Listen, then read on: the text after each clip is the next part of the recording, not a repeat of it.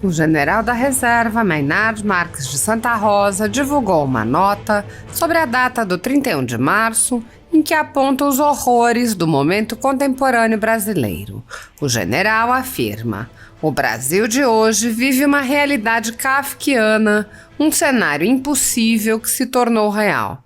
Dessa forma, o oficial fez referência ao escritor Franz Kafka, o qual, na obra O Processo, retratou horrores de uma burocracia desumanizada, autoritária, labiríntica e sem senso de justiça. O general explica: os infaustos de 8 de janeiro parecem ter sido maquinados para justificar o obscurantismo de uma repressão implacável e ilegal. Centenas de inocentes seguem ainda confinados à margem das garantias constitucionais, para exemplo perverso a milhões de outros brasileiros descontentes. O general fez um duro retrato da realidade atual. Inibido o povo de exercer a própria soberania, instalou-se no país a paz dos pântanos, prolífica de miasmas de ódio, insegurança jurídica e desesperança. Nestas condições, não pode haver harmonia e menos ainda governabilidade. Santa Rosa prosseguiu: apesar das tênebras, no entanto, resta viva a semente plantada por milhares de anônimos que, na humildade da mensagem revestida da bandeira nacional, traduzia a insatisfação manifesta com os desmandos e o anseio por justiça, liberdade e autonomia. Decorridos 59 anos do 31 de março de 1964, permanecem latentes os motivos de repulsa ao patrimonialismo atávico de um mecanismo renitente e persistem frustrados os mesmos anseios das gerações anteriores. Como não pode um sonho intenso, um raio vívido de amor e esperança permanecer eternamente sufocado, após a catarse em curso e sob influxo do exemplo histórico, haverá novamente de brilhar o sol da liberdade em raios fúlgidos, para que o Brasil reencontre o caminho da fraternidade e do progresso. Em manifestação anterior, o general havia dito: 31 de março de 1964, patriotismo, decisão e coragem. A memória de 1964 permanece tão presente quanto reprimida pela insegurança dominante. A tentativa que se faz de suprimir parte da história imita a prática do regime stalinista durante os expurgos da década de 1930. Provado está que uma ideia só pode ser superada por outra ideia melhor. E ainda não há substituto para o ideário de 1964, que começou com o movimento tenentista dos anos 20, ficou represado no Estado Novo e desaguou no dia 31 de março, concretizando o anseio por um país soberano, moderno e próspero, uma sociedade livre, justa e fraterna. A instabilidade política no Brasil intensificou-se após o de Getúlio Vargas, em 24 de agosto de 1954. Entre 1956 e 1961, a habilidade de JK proporcionou ao PSD um oásis de governabilidade fugaz, que se extinguiu com a transferência do poder para a UDN. A renúncia de Jânio Quadros, em 25 de agosto de 1961, abriu a caixa de Pandora da crise. O hiato parlamentarista entre 1961 e 1963 aplacou as expectativas do que viria a tomar corpo após o plebiscito de 6 de janeiro de 1963, quando um presidente fraco e errático buscou apoio em partidos filiados ao movimento comunista internacional, que lhe impuseram a agenda temerária das reformas de base na lei ou na marra. A crise institucional de cúpula, em sincronia com as pressões de base estudantil e sindical, paralisou a economia do país e determinou a queda do governo João Goulart. O Brasil virou peça no tabuleiro geopolítico da Guerra Fria. A solução da crise dos mísseis em 1962 obrigara os Estados Unidos a aceitarem o fato consumado do regime cubano.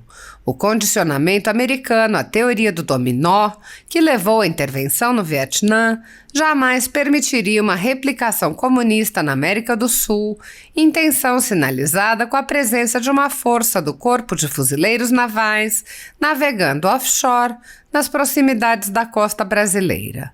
No início de 1964, o caos institucional e a anarquia empurravam o Brasil para o cenário da Guerra Civil Espanhola.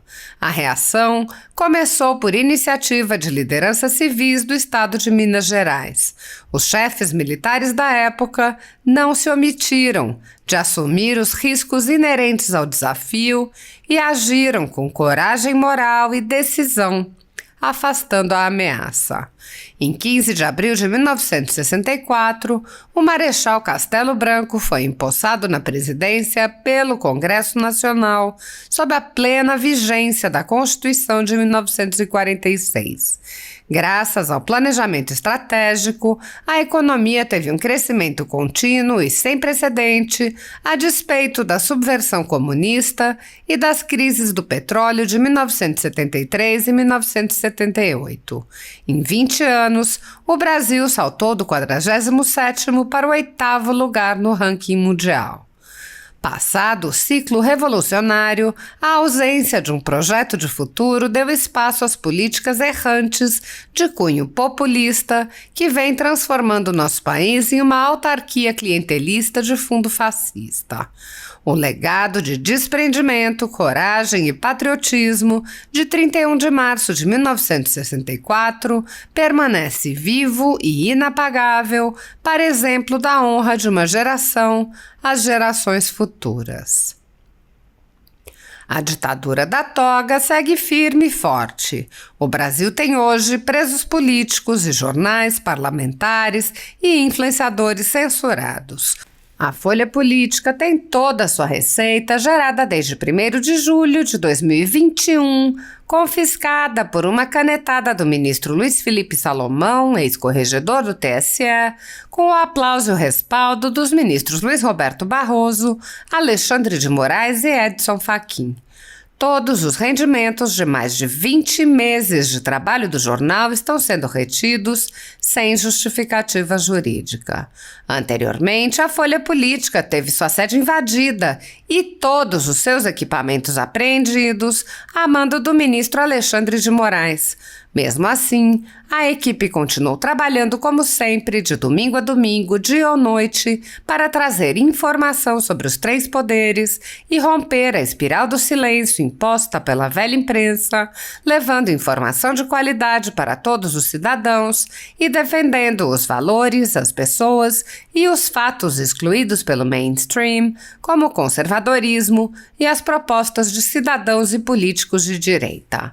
Se você apoia o trabalho da Folha Política e pode ajudar a evitar que o jornal seja fechado, pela ausência de recursos para manter sua estrutura, cumprir seus compromissos financeiros e pagar seus colaboradores, doe qualquer valor à empresa Raposo Fernandes por meio do Pix, cujo QR Code está visível na tela, ou por meio do código ajude@folhapolitica.org. Caso não utilize Pix, há a opção de transferência bancária para a conta da empresa Raposo Fernandes, disponível na descrição deste vídeo e no comentário fixado no topo. A Folha Política atua quebrando barreiras do monopólio da informação há 10 anos e, com sua ajuda, poderá se manter firme e continuar a exercer o seu trabalho. Pix ajude@folhapolitica.org. Assista! Mas eu quero só lembrar que eu adorei todas as intervenções, são profundas e muito também indignadas sobre um estado de exceção que está imperando no Brasil, uma ditadura do Supremo Tribunal Federal instaurada no Brasil. É uma ditadura que está sendo instaurada no Brasil por esses ministros do Supremo Tribunal Federal. Gravemente ainda, pelo fato de 10 ministros terem conestado essa barbaridade que foi realizada. Mas eu quero só lembrar que o doutor Sérgio Dario fez uma análise profunda e geral sobre o aspecto da ilegalidade e inconstitucionalidade desses inquéritos e dessa putaria, mas ele, a sua tese é de que realmente é natimorto. O inquérito é natimorto, os inquéritos são natimortos, e a portaria também. Eu gostaria de discordar dele nessa conclusão, embora elogiando profundamente a sua descrição sobre as ilegalidades havidas. Não é natimorto, não. Ele tem um efeito brutal. Esses inquéritos têm um efeito enorme na sociedade, estão criando um constrangimento na sociedade, um medo na sociedade, um terror na sociedade, de falar mal dos ministros do Supremo Tribunal Federal. E isso é o que eles queriam, isso é que eles desejavam e desejam com o inquérito. Eles não querem nada que o inquérito seja julgado em primeira instância, que vá para lá, que seja arquivado, porque não tem consistência. Não interessa a mim.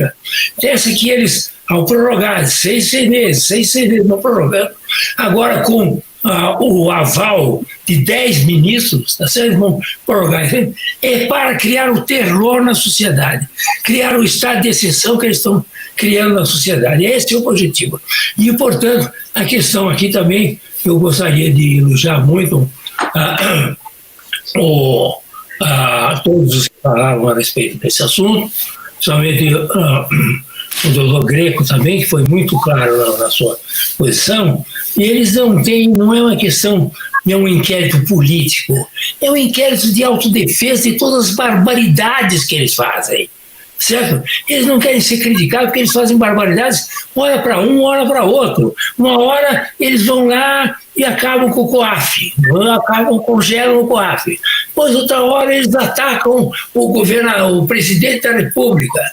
Outra hora, eles atacam o PT. Outra hora, eles atacam o Centrão. Quer dizer, eles vão de acordo com os interesses do momento, interesses políticos dele. De modo que não é uma política feita a esses inquéritos, não tem a finalidade só de atacar o governo atual. Atacar quem vier, conforme as conveniências. O que eles querem é se autodefender, dizer, nós vamos criar todas as arbitrariedades e dominamos o país, porque eles dominam, o Supremo Tribunal Federal domina o país hoje, manda o país, dominação, aí no sentido bem político da palavra, dominam o país, tá certo? E não querem nenhuma crítica. E quem criticar, como foi muito bem explicado aqui pelo Paulo Faria, quem criticar, tá certo? É preso e usa com tornozeleira, tá certo? E usa o que precisar, porque realmente é um jeito que não pode ser criticado. É um estado muito pior que o AI-5. Eles falam, eles querem voltar com o AI-5, eles vão prender. Eles estão praticando o AI-5. Esses inquéritos são um AI-5. Qual é a diferença deles com o AI-5? Pelas arbitrariedades, pelas violências que eles fazem contra as suas vítimas. Eles, vítimas, criam vítimas, tá certo? Porque não pode dizer absolutamente nada das coisas que esses ministros fazem com as suas famílias. Ao defender as famílias, porque a família também faz coisa errada, tá certo? Então eles sabem, que todo mundo sabe, está lá na Lava Jato, todas as denúncias de empreiteira, tem o nome lá de famílias dos ministros, tá certo? Então eles não querem isso, eles querem criar o terror no Brasil. Nós temos no Brasil hoje um estado de exceção por causa desses inquéritos e dessa portaria. É essa a realidade. E eles vão em frente. Eles vão agora prorrogar por mais 6 meses, daqui a pouco prorrogam por mais 6 meses, e assim vão até o fim do mundo, porque é um inquérito do fim do mundo mesmo. Então eles vão até o fim do mundo fazendo esse tipo de arbitrariedade contra a sociedade brasileira. Nós não temos mais um Estado democrático no Brasil. É conversa fiada. O Estado Democrático Brasileiro está suspenso, pelo menos. Não, há uma suspensão do Estado Democrático de Direito no Brasil enquanto viger esse tipo de conduta e de inquéritos e portaria do Supremo Tribunal Federal.